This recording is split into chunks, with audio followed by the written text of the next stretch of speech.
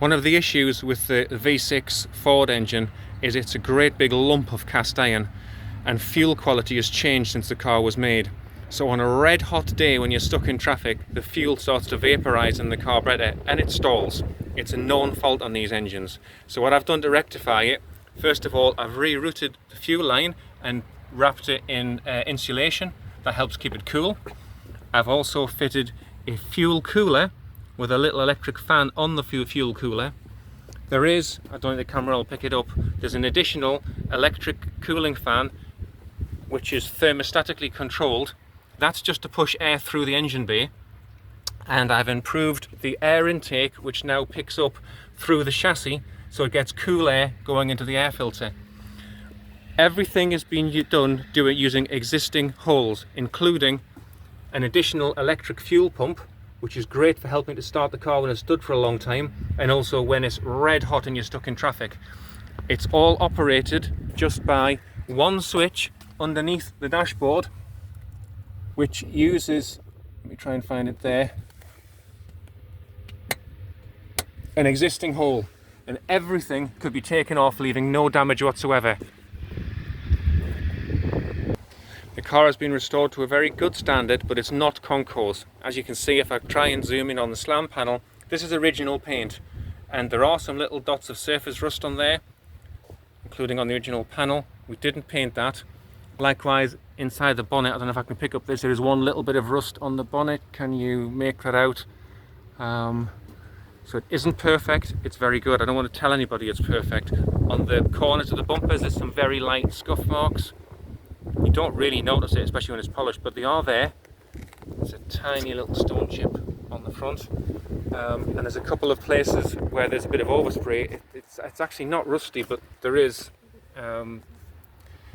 some places where it's not absolutely perfect. On the wheel arches inside, I don't think the camera's going to pick it up.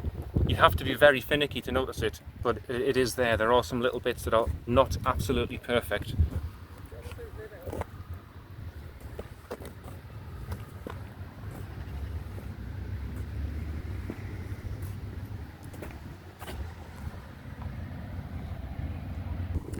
Under the car was well protected against rust. Again, it's not a show car. It was all solid, it was down to the chassis. Fuel tank was out, which has been resealed.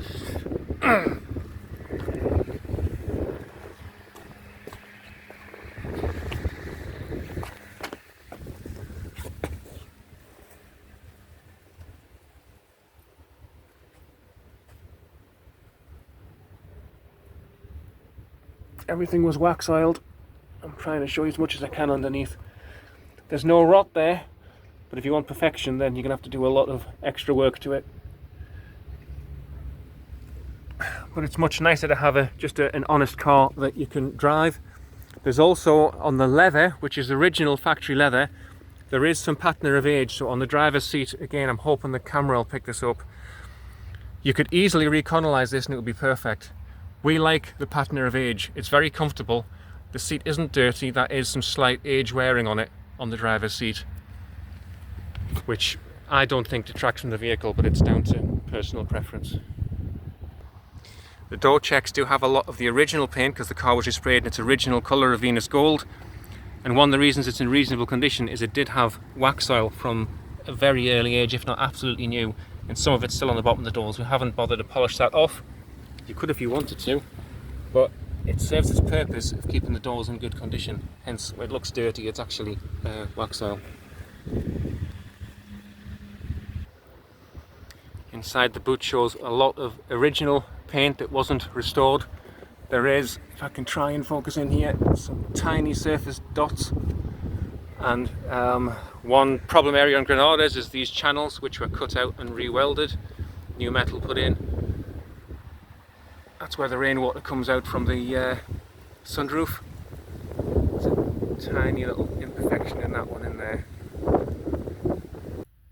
Now, the noise you're going to hear when I start up from the trip computer is because we're very low on fuel, and it's going to tell us we need some petrol. That's it there. I can reset that. And it has lots of different functions, but you can get it just to tell the time if you so desire. Electric aerial, if I turn the radio on. We don't actually listen to the radio, but the cassette player certainly works.